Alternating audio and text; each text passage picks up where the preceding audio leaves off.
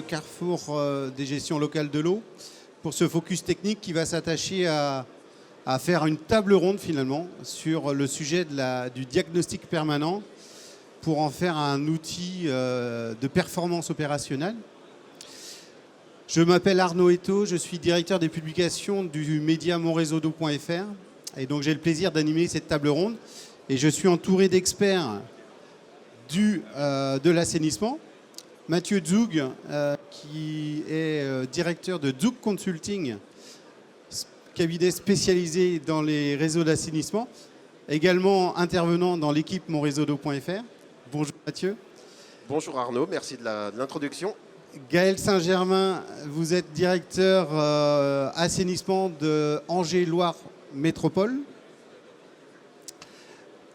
Oui, bonjour. Directeur technique eau et assainissement et eau pluviale. Eau et assainissement et pluviale. À Communauté urbaine d'Angers-Loire Métropole, oui, tout à fait. Merci pour votre présence.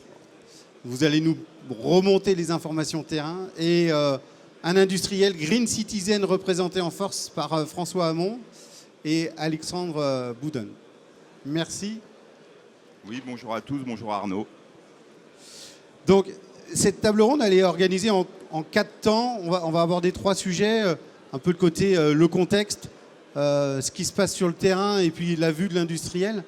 Et puis, on aura une session questions-réponses pour satisfaire votre curiosité. Donc, n'hésitez pas à garder vos questions et on vous répondra à la fin. Et on aura... Alors, je suis un peu handicapé. Voilà. Et on n'a pas préparé une présentation classique. On veut plutôt une table ronde pour expliquer un peu le contexte et les choses. Donc, je me tourne vers toi, Mathieu. Aujourd'hui, un peu le diagnostic permanent. Quand on utilise ce terme, qu'est-ce qu'il faut retenir en termes de la situation, de la réglementation? Qu'est-ce que c'est le diagnostic permanent? Merci pour la question. Donc, je vais répondre un peu en 3 temps. La première chose, c'est que la notion de diagnostic permanent est devenue effectivement réglementaire de par la réglementation et les arrêtés notamment de 2015 qui expliquent que c'est réglementaire. Donc, c'est réglementaire pour les plus de 10 000 équivalents habitants depuis fin 2021. Et c'est devenu réglementaire depuis fin 2024 pour les plus de 2000 équivalents habitants. Réglementaire, ça veut dire que vous êtes en théorie obligé de faire un diagnostic permanent et de le rendre tous les ans à la même période que le fameux bilan de fonctionnement annuel qui dit la partie dite autosurveillance des choses. Donc ça, c'est la pure réglementation. Par contre, en face de ça, il n'y a aucune obligation de format, de thème, de quoi que ce soit. Et j'ai la vague impression que les agences qui vérifient ce genre de choses ne vous poussent pas non plus pour remplir vos obligations. Donc ça, c'est la partie réglementaire. La deuxième partie, c'est quoi le diagnostic permanent? En fait, c'est un concept, c'est une philosophie de fonctionnement sur les réseaux d'assainissement. Ici, je vais faire la promotion, si vous ne le connaissez pas, d'un guide technique qui est paru en 2020 et avec une révision en 2024, le guide de l'ASTI, dans lequel j'ai le plaisir d'officier sur certains volets. Dans ce guide-là, vous trouverez absolument tout ce qu'il faut faire, tout ce qu'il ne faut pas faire et surtout des exemples. Et enfin, je finirai par dire que vous devez prendre le sujet du diagnostic permanent comme une philosophie, un concept de travail sur le réseau d'assainissement. Pour mémoire, le terme de diagnostic permanent existe depuis 20 ans. Et il y a 20 ans, c'était la recherche des eaux parasites, de l'instrumentation, des choses comme ça. Aujourd'hui, le principe, c'est de dire, quand on attaque ce sujet, il ne faut pas l'attaquer à tout berzingue en traitant tous les sujets. Il faut choisir 1, 2, voire maximum 3 priorités et travailler simplement en partant de la base, en se perfectionnant au fur et à mesure et en travaillant sur un schéma pluriannuel avec une toute dernière chose qui est réglementaire, qui est le fameux schéma directeur d'assainissement qui, lui, aujourd'hui, doit être fait tous les 10 ans. Donc il y a une articulation entre les deux. Et je vais arrêter de parler, parce que sinon je vais durer une demi-heure. Oui. J'allais te poser une question, mais je vais la poser à Gaël. Pourquoi on a mis en place le diagnostic permanent? Qu'est-ce que ça, en tant qu'exploitant, ça vous rajoute une contrainte? Effectivement, c'est la première porte d'entrée, c'est cette notion de contrainte. Mathieu l'a évoqué, qui maintenant est une obligation. À Angers-Lorrain Métropole, je pense qu'on n'est pas les seuls. C'est vraiment ça qui nous a un peu poussé à y aller. On l'a d'abord vécu comme une contrainte. On s'y est mis même assez tardivement. Les échéances qu'évoquait Mathieu, de notre côté, pour être tout à fait honnête, on les a pas forcément respectées. Et maintenant, effectivement, l'idée, c'est de cette contrainte de la transformer en une opportunité. Ouais. Et l'objectif étant de faire en sorte, parce que d'un côté, on a nos exploitants qui travaillent, qui valorisent, qui font remonter un certain nombre de données, etc. Et d'un autre côté, on avait nos équipes services études et travaux qui ont une stratégie de renouvellement de canalisation, de gestion patrimoniale. On s'est dit que cette notion de cette histoire de diagnostic permanent devait être l'opportunité de faire en sorte que toutes les données, tout ce qui est valorisé, tout ce qui est issu au niveau du terrain, ce soit vraiment valorisé et qu'on puisse l'utiliser dans le choix des investissements, dans notre stratégie patrimoniale et dans les choix stratégiques faits par la direction. Ouais. Donc on y travaille, on n'est certainement pas complètement dans les temps, mais voilà, on essaie de transverser cette opportunité. Et après, voilà, je pourrais avoir l'occasion éventuellement après de redire où on en est, mais c'est ça l'objectif. Okay. Donc là, concrètement, vous je le sens comme ça, vous prenez cette contrainte comme une opportunité d'améliorer les choses. Exactement. Et donc pour améliorer les choses, vous avez fait appel à Green Citizen. Sur un des sujets, oui, parce qu'effectivement, le diagnostic permanent, c'est un certain nombre de thématiques. Mathieu a parlé des eaux parasites, mais il n'y a pas que ça, il y a les contraintes d'exploitation, etc. Et alors, sur un des sujets qui est le... Et comment il vous accompagne? Qu'est-ce que vous avez fait avec eux? Alors du coup, avec Green Citizen, on a fait une expérimentation sur la façon dont on exploitait, dont on curait et entretenait nos réseaux d'assainissement. Donc Angers-Lorrain Métropole, très rapidement, 1300 km de réseaux d'eau usée, gérés et exploités intégralement en régie, donc avec nos propres équipes d'hydrocureurs. Et sur ces 1300 km, on en a à peu près un tiers, c'est de l'amiante-ciment. Donc tout le monde connaît les amiantes-ciment et les contraintes associées à ce matériau.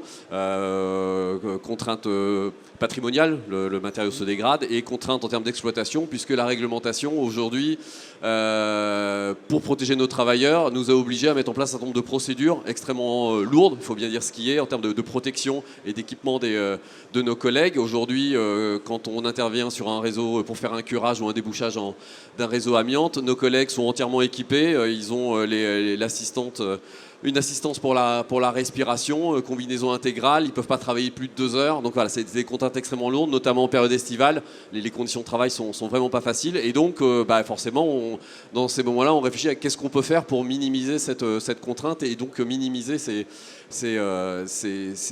contraintes d'exploitation pour nos agents. Et donc, on a travaillé avec Green Citizen et Green Citizen nous a proposé d'instrumenter nos réseaux et de mettre en place des sondes sur le réseau, puisqu'en fait, on avait une stratégie qui consistait à dire il y en a un certain nombre de points noirs sur lesquels on va faire des curages préventifs 3 fois par an, par exemple. Oui. On va aller sur... De facto, on ne se pose pas de questions. Et on ne se pose pas de questions, on y va. On a un plan de curage qui est établi depuis un certain nombre d'années, qu'on re-questionne assez peu au final. Et Green Citizen nous dit il y a peut-être mieux à faire et d'essayer d'optimiser. Donc on a mis en place un certain nombre de capteurs sur 5 sites, des capteurs des sondes qui permettent de mesurer le niveau d'encrassement, histoire de vérifier est-ce que quand on va curer, est-ce qu'on vraiment on a besoin de curer. Et c'était ça l'objet de l'expérimentation. Donc je me tourne vers Green Citizen. Qu'est-ce qui vous a poussé, vous, à développer ces solutions? C'est quoi le déclencheur? Alors nous, d'abord d'une manière générale, on propose des solutions à nos clients pour piloter leur réseau d'assainissement ou leur réseau pluvial par la donnée. C'est un peu notre créneau. Sur le sujet du diag permanent, on se positionne clairement avec des solutions qui sont simples et abordables parce qu'on réalise que pour les petites et moyennes collectivités, c'est souvent une marche importante d'adresser le diagnostic permanent. Et donc c'est des solutions qui leur permettent de traiter à la fois le volet patrimonial, comment je suis en capacité de bien référencer mon patrimoine, et puis ce sont des solutions qui adressent effectivement le volet réglementaire, mais on essaye au travers de ces solutions d'engager l'exploitant vers une démarche d'amélioration continue en pilotant en mettant en place des indicateurs qui lui permettent de piloter son exploitation. Parce qu'avant tout, on considère que, et c'est un peu notre positionnement, on considère que le diagnostic permanent, qui est souvent vécu comme une contrainte par les exploitants, c'est un chemin vers plus de performance opérationnelle si on s'y engage d'une manière vertueuse et si on est en capacité d'avoir les outils qui permettent l'amélioration continue. Voilà. Donc voilà, on propose des solutions qui sont simples et abordables sur ce registre-là et qui permettent à la fois de gérer le patrimoine, d'être en capacité de produire les rapports documentaires pour la réglementation, mais aussi et surtout, presque je dirais, de produire des indicateurs vers la performance opérationnelle. Voilà. Alexandre, je me tourne vers toi. Quelques exemples concrets on a Angers à Loire Métropole, si tu peux partager des données sur l'impact que vous avez auprès de vos clients sur le avant-après l'instrumentation et l'utilisation de votre système.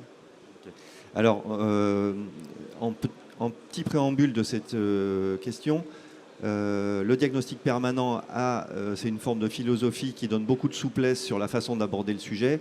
Et c'est aussi lié au fait qu'il y a des contextes qui sont très très variés en fonction des régions. Et du coup, je vais donner des exemples dans des contextes très variés.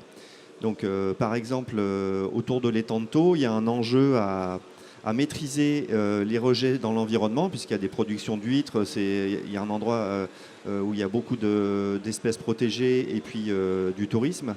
Et du coup, là, l'enjeu, c'était de superviser les points noirs, pas dans une logique de contrainte amiante, mais dans une logique d'efficacité, c'est-à-dire d'éviter absolument les débordements en évitant d'être en réaction le week-end, en astreinte ou en urgence, pour maîtriser les coûts.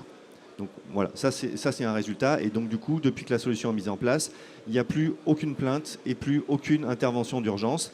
Ils interviennent au bon endroit, au bon moment. Ouais, grâce à la production de données et au traitement de ces données. Voilà, et ça leur donne aussi l'opportunité, nos applications, d'identifier des endroits où il y a des problématiques d'étanchéité du réseau. Quand on regarde les courbes avec des temps de ressuyage qui sont longs, notamment après des pluies prolongées et puis des séquences de pluie, eh ben, ils arrivent facilement à détecter des endroits, des problèmes d'étanchéité pour orienter leur investissement. Donc ça, c'est un exemple. Ouais. Il faut énormément instrumenter un réseau pour avoir des résultats ou on peut commencer par étapes? Nous, on cible les enjeux prioritaires. Là, l'enjeu, c'était ça. Suez, qui est l'exploitant de ce réseau, vient de gagner un marché sur l'exploitation d'un réseau sous vide. Et là, on va exploiter l'ensemble des bâches. Là, ça va être exhaustif pour que lorsqu'il y a une ligne qui est en panne, ils sachent exactement quelle bâche est en cause plutôt que d'aller ouvrir les 100 tampons de la ligne pour savoir où est le problème. Et du coup, ça peut prendre 4-5 heures. Alors que nous, on est capable de leur dire, c'est la bâche numéro 17. Et du coup, ils ont un temps de retour au service qui est réduit. Ouais, d'accord. Vous, en termes de chiffrage, est-ce que vous avez des éléments à nous partager sur... Oui, tout à fait. Donc le principe, nous, c'était de mettre juste un capteur de hauteur dans le réseau pour mesurer son encrassement. Avec l'avantage qu'on y a trouvé, c'était qu'en termes de connectivité, on utilisait les réseaux LoRa, donc pas besoin de mettre en place, d'installer de télétransmetteurs ou de choses comme ça. Tout ça, c'est intégré, donc un déploiement très rapide. Et effectivement, on a assez ciblé nos 5 points noirs. Hein, c'est les endroits qu'on curait de façon préventive jusqu'à 3 fois par an, enfin même tous 3 fois par an, donc ce qui faisait 15 curages sur ces 5 points noirs, et sur ces 5, en fait, on s'est aperçu qu'il n'y en a qu'un seul qui avait vraiment besoin d'un hydrocurage régulier et sur lequel qui a nécessité une intervention qu'on a pu faire du coup, non pas en astreinte, mais bien pendant les heures ouvrées, ce qui facilite aussi la gestion du service. Et les 4 autres, effectivement, on allait les curer, entre guillemets, un peu pour rien. Donc, vous faisiez de la surqualité, quelque part. Petit peu, exactement, ouais. Juste peut-être Arnaud, pour répondre à ta question sur le nombre de points instrumentés pour démarrer. Il n'y a pas qu'un sujet de points instrumentés. C'est-à-dire que ce qu'on se rend compte, c'est que les collectivités aujourd'hui produisent déjà souvent beaucoup de données parce qu'elles sont encouragées par l'agence de l'eau, elles sont encouragées par des contraintes réglementaires à équiper des DO par exemple. Mais il y a souvent un problème d'être en capacité d'utiliser ces données pour l'exploitation, très concrètement. Ouais. Un démarrage de la démarche, ça peut être, à partir des solutions qu'on propose, d'être en capacité de rendre utiles ces données produites directement pour l'exploitation ou pour des choix stratégiques. Pour donner un exemple, quand j'ai effectivement une instrumentation de niveau, ça peut éventuellement produire simplement une chronique de niveau dans un DO ou dans un réseau. Être en capacité, grâce aux outils, de dire sur ce point-là, comme le disait tout à l'heure Alexandre, mon temps de réessuyage, il est court et du coup c'est une incivilité qui me fait une montée en charge en temps de pluie.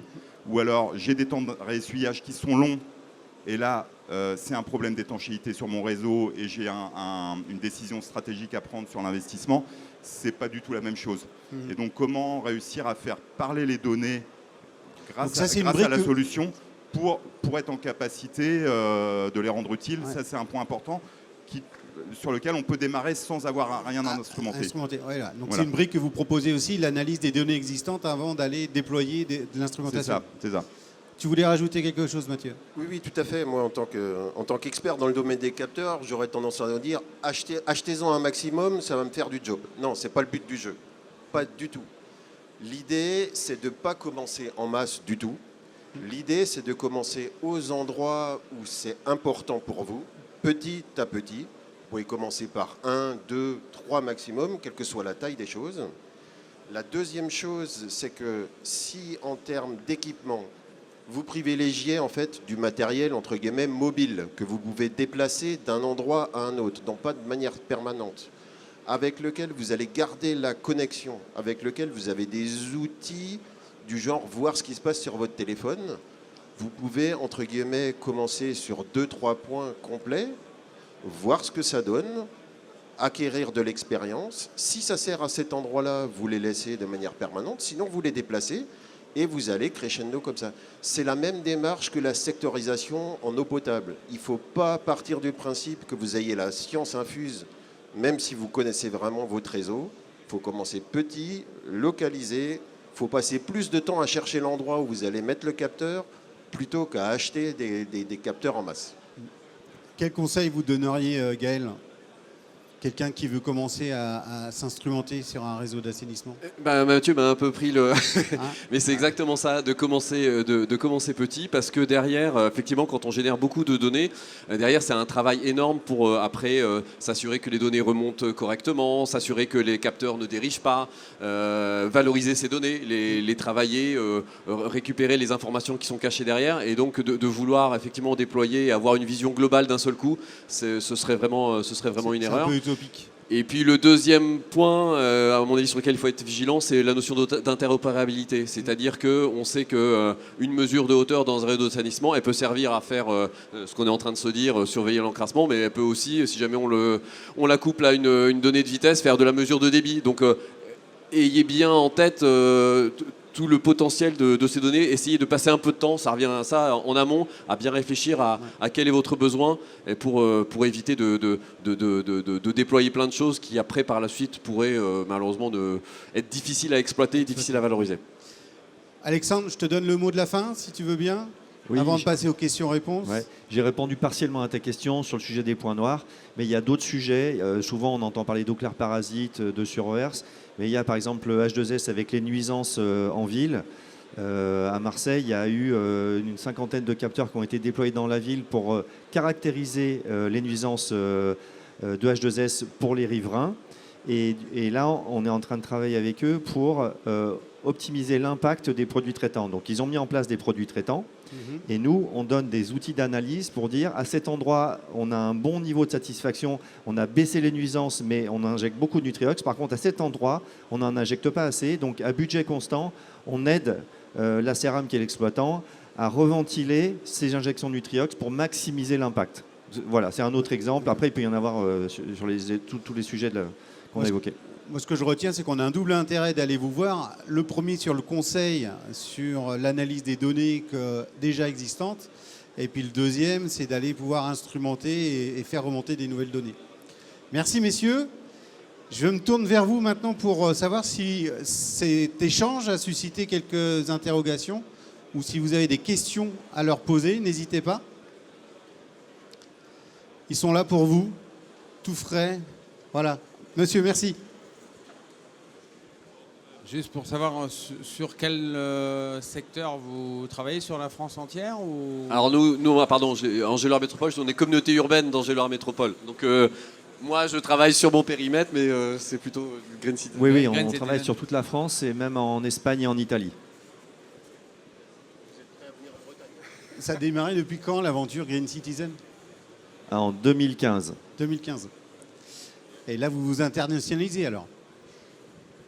Pardon. Vous vous internationalisez? Ça fait un petit moment qu'on adresse, on est aussi sur des sujets qui sont plus autour de l'eau potable, on est très présent aussi sur le continent africain. D'accord. Voilà.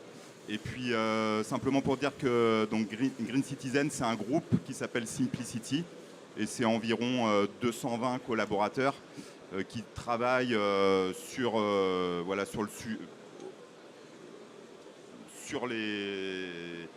auprès des territoires pour les accompagner dans leur transition, à la fois sur le sujet de l'eau, mais aussi sur le sujet des déchets. Ouais. Voilà, pour donner quelques éléments sur Simplicity. Vous avez quelques références en Bretagne avec des grandes villes que vous avez pu travailler ou... Alors, Angers, c'est pas tout à fait en Bretagne. Angers, mais c'est une bonne c'est proche. C'est assez proche. Il y en a d'autres, il y en a d'autres. Non, mais ils sont éligibles. Ils sont éligibles. ouais. Est-ce que quelqu'un d'autre a une interrogation? Est-ce que je peux en profiter, moi, pour Vas-y, faire un peu de pub? Fais de la Alors, pub. sur le sujet du diagnostic permanent, donc je vous ai dit qu'il y a toujours un groupe de travail au niveau de l'ASTI. Et on est en train de travailler sur un des aspects qui sera l'impact de la qualité des effluents débordés sur la qualité des rivières, qui fait partie aussi du sujet, puisque s'il y a des versements, c'est parce qu'il peut y avoir un impact. Donc d'ici quelques semaines, dès quelques mois, vous aurez d'autres publications là-dessus. Et au mois de juin, il y aura aussi des formations spécifiques diagnostic permanent à l'origine de l'ASTI, diffusées dans le cadre des formations professionnelles de l'ENGES, la fameuse école d'ingénieurs réputée dans le domaine de l'eau sur Strasbourg. Ça se fera en distanciel et j'espère avoir le plaisir de vous retrouver dans ce genre de choses si vous en avez besoin. Très bien. Très bien, Mathieu, c'est noté. Est-ce que quelqu'un d'autre a une question? Moi, j'en ai une. Ça coûte combien, votre histoire? Un capteur, une instrumentation, un projet, faut quoi comme budget? Quelqu'un qui veut se lancer, c'est quoi le budget minimal? C'est extrêmement variable en fonction des types de capteurs qu'on va faire, mais globalement, par exemple, sur des points noirs, on peut tabler sur un retour sur investissement en moins de 2 ans. Voilà. Non, ça, c'est le bon indicateur, c'est le retour sur investissement. Vous, Angéloire Métropole, vous avez déjà calculé votre ROI? Alors non, on l'a pas calculé, même si on pourrait le faire assez vite. Hein. Moi, j'avais regardé en regardant ces 5 points et en mettant sur 10 ans, en intégrant les coûts d'exploitation sur 10 ans, on était au détour de 1 000 €, un peu 1 000 € du point. Et quand on voit que j'économise une quinzaine de curages, allez 14, parce qu'il a fallu y aller une fois quand même, 14 curages, quand on voit les contraintes que sont les curages, rien que sans même pas. Alors, il y a le déplacement du matériel, le coût des hommes et surtout les contraintes humaines associées, parce qu'ils y vont à 2 à chaque fois pour les histoires d'amiante. Le retour sur investissement sur ces sujets-là, il est évident, et sans même parler encore une fois du côté difficilement valorisable qui est le confort de travail de nos agents. Oui. Et la préservation de leur santé. Ça a une valeur, effectivement. Tout et à puis, fait. ils ne sont pas mis au chômage. Ah non. Donc Du coup, vous les ça permet redéployez. complètement. On les redéploie Voilà. sur d'autres sujets. Non. Là. Donc ça ajoute, ça accélère le retour sur investissement. Exactement. Donc vous recommandez bien Green Citizen? Oui, tout à fait. Non, on a une bonne, on envisage, on a un sujet pour le déployer sur d'autres sites, et puis on voudrait travailler avec eux sur les notions justement d'interopérabilité, utiliser quel réseau LoRa on utilise, parce que là on avait utilisé le réseau d'Orange, mais nous, la collectivité, sur un autre sujet, on travaille sur le déploiement de la télérelève, et la collectivité a déployé son propre réseau LoRa. Donc l'idée, c'est de voir est-ce qu'on peut utiliser ce réseau LoRa pour faire communiquer les sons. Donc oui, il y a encore plein de... Oui, il y a ce côté interopérable qui est Exactement. très intéressant, et flexibilité. Ok. Tout à fait. Est-ce qu'on a suscité d'autres questions? On a répondu à toutes vos questions. Est-ce que vous avez des choses à ajouter? Est-ce que tout a été dit? Ne partez pas frustrés. Parfait. Mathieu, le dernier mot. Le petit mot de la fin, n'ayez pas peur du diagnostic permanent. Franchement, c'est un concept, c'est une philosophie. Vous en faites déjà sans vous en rendre compte. Et dans le diagnostic permanent, il n'y a pas que de la métrologie. Il y a des concepts, il y a des suivis, il y a des indicateurs. Ça rythme en fait la vie. Et n'ayez pas peur de la partie réglementaire, mais ça, je n'ai pas besoin de vous le dire. Vous pouvez commencer tout doucement, monter en compétences, et ça vous apportera quelque chose au fur et à mesure, en fixant vos priorités, en allant petit à petit, y compris si vous êtes une collectivité avec 2500 équivalents habitants. Ça vaut le coup de démarrer, ça ne prend pas énormément de temps au départ. Faites-vous guider, n'ayez pas peur et démarrez. Et vous verrez que ça va servir à tout le monde au fur et à mesure. Alors, faites de cette contrainte une opportunité, comme Angers-Loire Métropole, d'en faire une force avec Green Citizen. Voilà, merci à vous, bon salon, à très bientôt. Merci à tous, merci Arnaud.